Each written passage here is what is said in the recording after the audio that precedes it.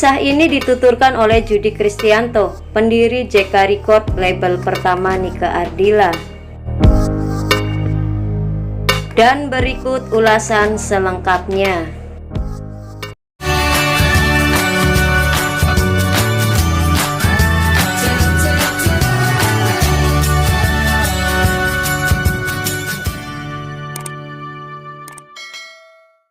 Yang pertama, awal pertemuan Judi Kristianto dengan Nike Ardila. Judi Kristianto mencoba menggali ingatannya ketika diwawancarai di kantornya JK Record di Jakarta Barat. Meski beliau sudah tidak lagi muda, tetapi ingatan akan Nike Ardila tampak baru kemarin saja berlalu. Judi Kristianto pertama kali bertemu dengan Nike Ardila kala Mojang asal Bandung itu diboyong ke Jakarta oleh wartawan senior yang bernama Denny Sabri bersama ayahnya.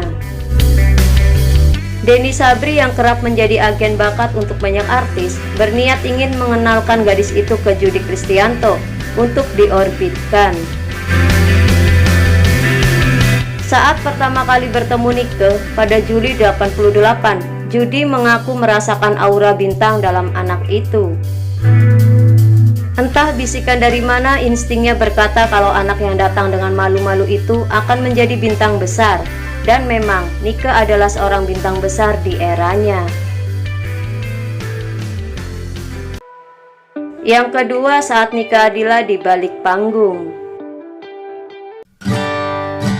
Semula Nike hanyalah anak perempuan yang bercita-cita menjadi penyanyi dari Bandung yang diberikan anugerah bakat vokal yang khas. Nike pun mendapat dukungan semesta hingga ditemukan oleh pemandu bakat Denny Sabri dalam sebuah festival menyanyi di Karangsetra, Bandung pada tahun 86. Sebelum bertemu dengan Denny Sabri, Nike kerap tampil menyanyi di depan orang banyak di berbagai festival, sehingga tampil di atas panggung sudah bukan hal yang baru lagi.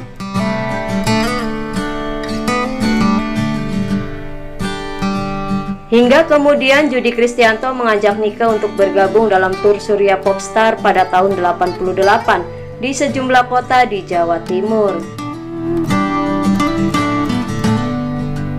Tur yang dibiayai oleh salah satu perusahaan rokok asal Jawa Timur pada Agustus 88 tersebut menjadi salah satu sarana Judi untuk melihat kemampuan Nike lebih dalam lagi sebagai seorang penyanyi, sebelum dirinya benar-benar membawa anak itu ke studio rekaman.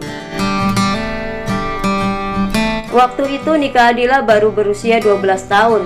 Nike ikut Surya Popstar pada tahun 88. Saya yang ngasih honor ke bapaknya. Saat itu Nike masih kecil. Saya yang menenangkan dia agar tidak usah menangis. Dibayar berapanya saya lupa. Yang jelas bayaran untuk Nike saat itu masih di bawah artis lainnya, tapi lumayan lah. Sepanjang tur Nike tidak rewel, mungkin karena ada ayahnya yang mendampinginya, kata Judi. Judi menyebut Nike sukses manggung lebih dari 10 kota. Akan tetapi ketenangan yang ia tunjukkan bukan berarti ia tidak benar-benar lepas dari tekanan. Nike ternyata menangis saat menjalani tur itu karena Nike sempat merasa minder berbagi panggung dengan sejumlah artis besar lainnya. Selain Nike, tur itu diikuti oleh sejumlah penyanyi dan seniman yang sudah tenar sebelumnya seperti Benyamin Sueb, Miing Bagito, dan Meriam Bellina.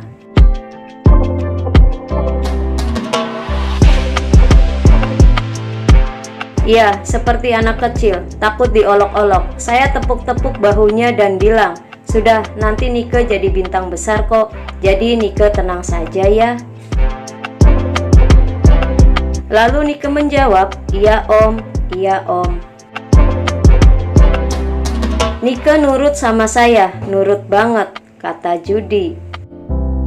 Sebenarnya Nike bukan takut diolok-olok sama penonton, tapi Nike takut diledek sama teman-temannya sesama artis. Karena saya dianggap seperti menganak emaskan sekali Nike, padahal mah enggak. Namanya juga anak kecil, lanjut Judi. Judy mengakui bahwa Nike adalah penyanyi binaannya yang paling muda dalam tur tersebut. Meriam Bellina, salah satu penyanyi yang menjadi andalan Jika Record, saat itu sudah berusia 23 tahun.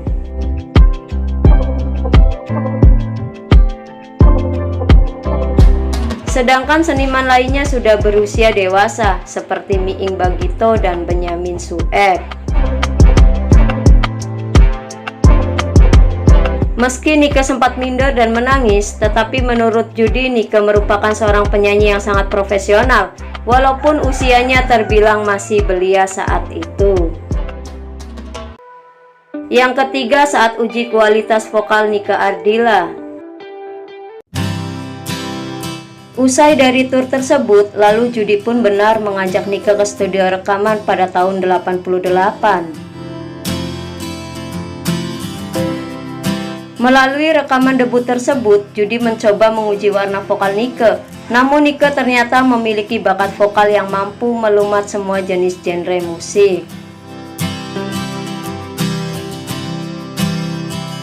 Saya bilang ke Denny, "Wah, cakep nih anak, masa depannya bagus nih," kata Judy, mengenang pertemuan dirinya dengan anak perempuan itu, yang kini lebih dikenal dengan nama Nike Ardila. Lalu Denny bilang, "Ya sudah, jadikan penyanyi saja. Saya sih mau saja, cuma bagaimana? Ini suaranya masih anak-anak, mesti menunggu beberapa tahun lagi untuk matang." Lalu Denny bilang, "Tapi ini bagus, dan ya, memang saya tahu Nike bakal jadi bintang besar," kata Judy, menirukan percakapannya dengan Denny kala itu. Setelah itu, Judy pun menguji kualitas vokal Nike. Dimintanya Nike bernyanyi sejumlah lagu. Lagu apapun itu sembari diiringi musik director Jika Record, Hengky Firmansyah.